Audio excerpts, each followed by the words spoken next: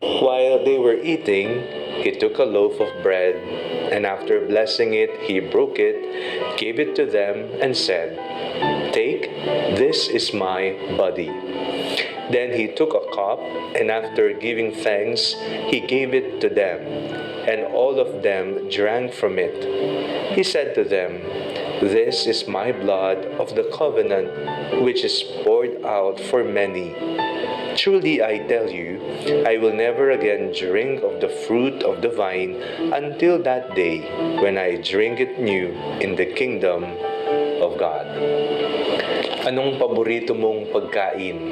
Ikaw ba ay mahilig sa gulay, sa karne, sa manok, sa baka, sa isda? Ano ang palagi mong kine-crave na kainin?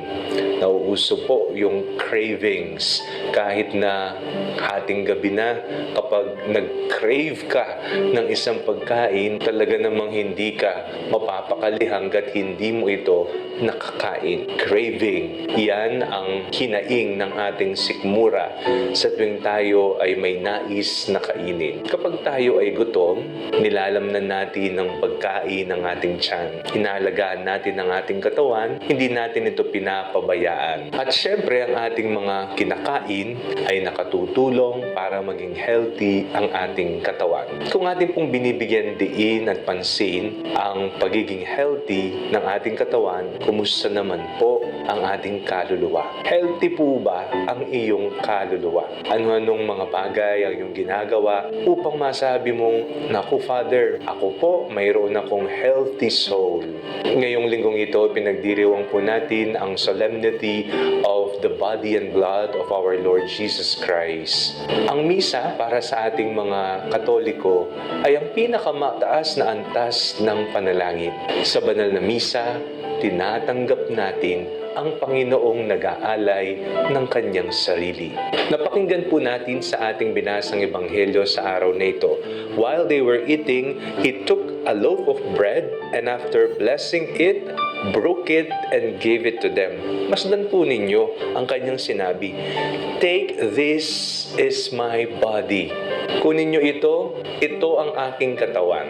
Yun po yung sinabi niya sa tinapay na kanyang binasbasan at hinati. At sinabi naman niya, then he took a cup, and after giving thanks, he gave it to them, and all of them drank of it. He said to them, "This is my blood of the covenant, which is poured out for many."